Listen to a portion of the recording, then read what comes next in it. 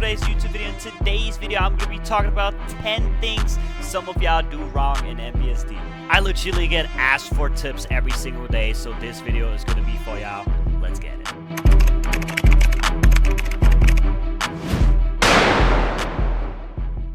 So for the first thing, make sure that you use the right perks. The top perks in this game are literally dash, weapon buff, sprint, only if you combine it with dash. I don't want to see no sprint, weapon buff, or anything like that. And of course, soul reap.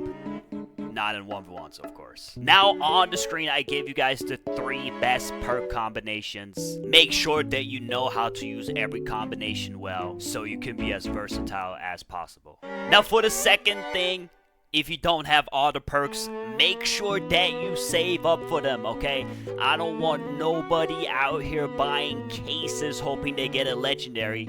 Trust me, it's way more fun playing the game if you have all the perks than having a cool gun. So use your gems wisely. Now for the third thing, if you're struggling with getting gems, make sure to use your gem boosters correctly. Now the 4v4 format will give you the most gems if you win the game. If you play in a normal lobby, you're gonna get 70 gems. But if you want even more gems, then make sure to play 4v4s in pro lobbies. We get 90 gems after win, so you literally get 20% more gems. So if you use your gem boosters on 4v4 pro lobby wins, you're gonna get way more gems. Now for the fourth thing I see players do not play with a sniper. I know the snipers do look cool and all that, but due to its length, you're just way more visible to the enemy. For example, let's say you're on this concrete area on aerial and you have a sniper equipped. The enemies can literally see the muzzle of your sniper. So if you were to quick peek this, they can literally just follow your sniper and instantly react when you're peeking, and then you're dead. But if you just play with the revolver version of the weapon, you can literally see my gun is behind the wall. They cannot track me while I'm peeking them. And that is just one of many examples where a sniper will give you a disadvantage. Now the same thing can be said for knives. For example, the strife knife is very huge, and if I were to like stand on this angle, as you can see, the knife is peeking out of the bag. And if my enemy would be on mid and I would like try to peek him, he can just tell when I'm peeking by just looking at my knife. So if you really want to take it serious and give yourself a advantage, make sure to use the most concealed knife possible. A great pick for that is just the default knife. It is not long, and it blends in beautifully with the gray surroundings, for example, in aerial. Now, if I go on the same spot again, you know, as you can see, my knife is way more concealed. So if a person would be mid watching me, he would like definitely have some trouble trying to hit me since he has no clues when I'm gonna peek. I mean, you can literally look at any montage of any pro player. I can guarantee you they always have the default knife in at least 90% of their clips. Now for the next thing, I don't want to see nobody wear no oversized accessories on their avatar. They literally give away your position and making it easier for the opponents to kill you. Now, as you can see, I got these beautiful book wings, but we are on an angle right here now, and usually if I wouldn't have these wings, the enemy wouldn't have no clue that I would be here, and if he knew I was there, he wouldn't know when I would peek. But since he can clearly see the wings, he will just track the wings as I'm gonna peek him, and therefore can instantly react to my peek. What you should do is the complete opposite. You should put as less accessories as possible. If you want to go the extreme route, you can look bald. That way you are as least possible to be seen. Bro, I don't know English, bro. Now for this next thing, I feel like a lot of players don't really understand how the shooting system works. So I'm gonna explain it as simple as possible. As you have your gun equipped, many players think the gunshot is coming from the muzzle of the gun. And if you shoot somewhere, it does look like it that the shot is coming from the gun. But that is actually not true. So, because based on that logic, if I position myself right here and let's say I want to shoot this concrete, technically I should hit it because my gun is out, right? But boom, as you can see, the shot is not going there at all. And reason why is because in this game, the gunshot is coming from your torso. So that means if I stand here and try to shoot the concrete, obviously it's not going to hit the concrete because my torso is being blocked by the wall right here. So when I see a lot of players, like, they try to quick peek, but they like keep shooting the wall, it's because their torso didn't peek out. So when you like peek somebody, or like you try to quick peek, always make sure that your whole torso peeks out for a second, then you can really get the shot off. Let me show you what I mean. Now this right here is a common aerial angle. I think everybody's seen this. Now let me show you how like people might quick peek this wrong, in a wrong way. Oh wait, hold on. Now as you can see, I'm keep shooting the wall. It's really a, you know, practice makes perfect type of thing. So you just gotta be comfortable enough to like really put your torso out before you take the shot, you know? You know what I'm saying? Really be like these, you feel me?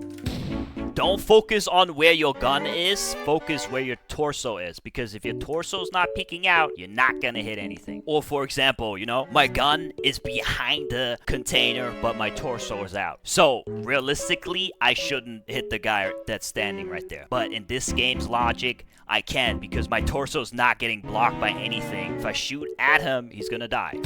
See? Now for this next thing that I think not everybody knows is what you can shoot through and what you cannot shoot through. And an easy way to find out what you can shoot through is just by walking through the map.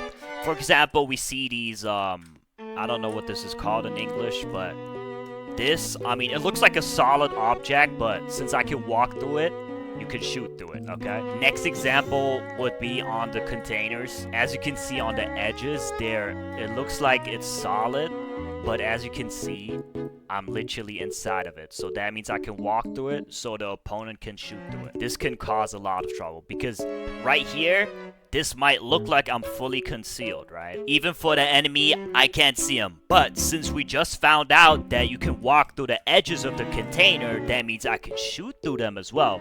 So if I just stand here and I see, oh, he's behind there, I can wall bang him. Now, same thing on a different map. For example, the boxes are a very popular spot where the players will play.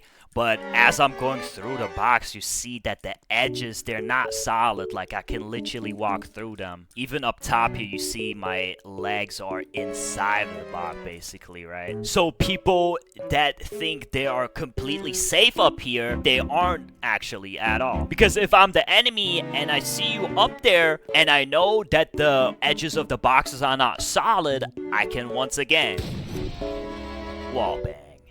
So yeah, you just have to be familiar with the maps. Like I said, you can test it out by just walking through the map, seeing what you can walk through, you know, what's not solid and what is solid. Now for this next thing I see a lot of players don't do is utilizing the shift lock feature, man. If you don't have shift lock enabled in settings, go turn it on right now. And all you have to do now is shift. And what does that do? It locks your camera and cursor. So it's basically like Fortnite, I would compare it with. Now you might ask yourself, okay, how's this beneficial? There is a feature in this game that makes you look through the map. And especially on prototype, it's very powerful. For example, let's say you are right here and you have no clue where your enemy is. Here's the trick. Shift lock, go to this wall right here, and boom, we see what is going on the other side of the map. So now I know, okay, he is right here on the box, man. Or let's say you're on this side, you don't know where your enemy is at, so you hit a quick little shift lock, boom. I know he's on the other side of the wall, and then boom. And then boom, he's dead, you feel me? Literally every map has at least one good shift lock spot where you can look through the walls. For example, we're on Ridge right now. You're not sure where the enemy's at. So maybe you're not sure if they went mid or the ropes. So you hit a quick little shift lock right here under your planks. Boom. I see all the way to the enemy planks and I see him that he's on planks. And based off of that, you can like go mid now. Now you have mid, you know, safely. Or for example, your enemy went to mid and you're also mid, but you're not sure how to push this correctly, you can also hit a quick little shift lock C on the other side. You see, okay, he's not on the first level, so he must be down level. So when they're down level, you can easily go up top and get the kill. Yeah, so make sure that you utilize this Roblox feature. Alright guys, now that were many things that some people do wrong in MVSD. Hope you guys learned a lot. If you want in-depth gameplay tips, make sure to watch my other video on how to actually get better at MVSD, where I teamed up with an R10 MX. So if you want R10 tips, make sure to check that video out as well. Anyways, hope you guys have a great day. Peace out.